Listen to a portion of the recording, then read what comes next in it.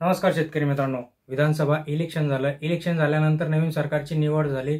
विधानसभा अध्यक्षांची निवड देखील झाली. पण जे आपलं सोयाबीन कापूस अनुदान होतं 2023 सालाचं, ते अजून 28 लाख शेतकरी हे अनुदानापासून वंचित आहेत. आणि मग त्या 28 लाख शेतकऱ्यांना हे अनुदान कधी मिळणार, काय पेंडिंग आहे, कशामुळे आता राहिलेलं कशासाठी, सगळ्या गोष्टी तर झाल्या. यांच्या म्हणण्याप्रमाणे आचारसंहिता देखील संपली. मग राहिलं का ते आपण या व्हिडिओच्या माध्यमातून जाणण्याचा प्रयत्न करणार आहोत. त्यामुळे शेवटपर्यंत बघा. अशाच महत्त्वपूर्ण माहितीसाठी सबस्क्राईब देखील करून ठेवा. लाईक करायला मुळीच नका विसरत जा मित्रांनो, म्हणजे नवनवीन अपडेट तुम्हाला नक्कीच मिळत असतात. सरकारने विधानसभा निवडणुकीच्या तोंडावर 2023 सालच्या खरीप हंगामामध्ये नुकसान झालेल्या कापूस आणि सोयाबीन उत्पादकांना भरपाई मिळावी म्हणून दर जे काही होते ते दर कोसळल्यामुळे शेतकऱ्यांना दिलासा मिळावा म्हणून प्रति हेक्टरी 5,000 रुपयांचं भावांतर योजनेअंतर्गत अर्थसहाय्य देण्याची घोषणा केली होती. 29 जुलै रोजी ही घोषणा केल्यानंतर या योजनेद्वारे शेतकऱ्यांना 2 हेक्टरच्या मर्यादेमध्ये लाभ मिळणार होता. हे आपल्या सगळ्यांनाच माहिती. त्यासाठी ज्या काही अटी शर्ती वारंवार चेंज देखील करण्यात आल्या.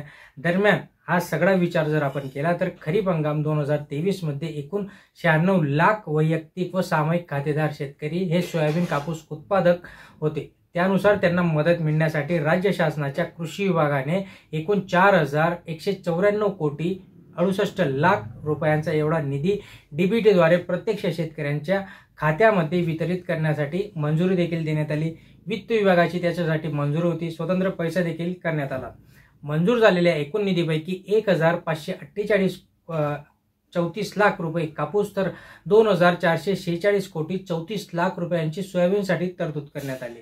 तर अनुदान स्वतंत्ररित्या वितरित करण्यासाठी लेखाशीर्षकासह महाआयटी द्वारे स्वतंत्र पोर्टल देखील तयार करण्यात आलं. या सगळ्या गोष्टी अशा झाल्या मित्रांनो. आणि त्याच्यानंतर शेतकऱ्यांचे संमतीपत्र देखील जमा झालेले नाही, अद्याप जमा झाले नाही. अशा शेतकऱ्यांच्या खात्यावर आता जे अनुदानाचे पैसे वर्ग करण्यात आलेले नाही असं त्यांच्याकडून सांगण्यात येत आलंय.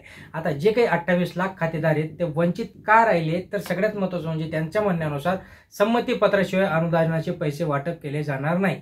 पण अनेक शेतकऱ्यांचे संयुक्त खाते असल्यामुळे संमतीपत्रासाठी अडचणी येत असल्याने अनुदानाचे पैसे एकाच शेतकऱ्यांच्या खात्यावर वर्ग करण्याची जी काही योजना आहे ती ठरली. तर अनेक शेतकऱ्यांमध्ये एकमत होत नसल्याने संमतीपत्र येण्यामध्ये अडथळे निर्माण होत असताना आपल्याला दिसते. आता या सगळ्या गोष्टी जर झाल्या, आता आपले बहुतेक शेतकरी म्हणताय की आम्ही जे काही आमचं संमतीपत्र होते, संमतीपत्र देखील आम्ही सबमिट केलंय, त्याच्यानंतर देखील आमच्या अकाउंटमध्ये पैसे येत नाहीये. मग याला काय, जे मागच्या 4 ते 5 दिवसापूर्वी एक नवीन अपडेट आला होता.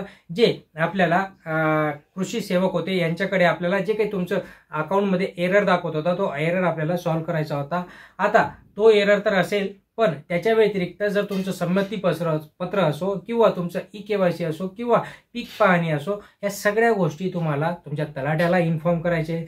तलाठी त्या सगळ्या गोष्टी क्लब करेल, एकत्र करेल तुमच्या नावानिशी, आणि मग ते जे काही कृषी सेवक आहेत त्यांच्याकडे किंवा तहसीलदार किंवा अप्पर जे काही अधिकारी आहेत त्यांच्याकडे पाठवून ते सगळ्या गोष्टी क्लिअर करून तुमच्या अकाउंटमध्ये जे काही अनुदान पेंडिंग आहे ते याच्यानंतर येणार मित्रांनो. म्हणजे आता जे काही प्रोसेस होती त्यांनी आधी फक्त कृषी सेवकाला ठेवलं होतं, तर आता त्यांनी तलाट्यांना देखील त्याच्यामध्ये इन्व्हॉल्व केलंय, जेणेकरून शेतकऱ्यांचं जे काही अनुदान आहे ते पेंडिंग राहायला नको असं त्यांचं म्हणणं आहे. पण जर तुमचं काही डॉक्युमेंटेशन पेंडिंग असेल, तुमचं जर संमतीपत्र असेल किंवा इतर ज्या काही गोष्टी असेल किंवा सगळ्या गोष्टी असून देखील जर तुमच्या अकाउंटमध्ये पैसे येत नसेल, तर नक्कीच तुम्ही तलाठीला भेटा मित्रांनो.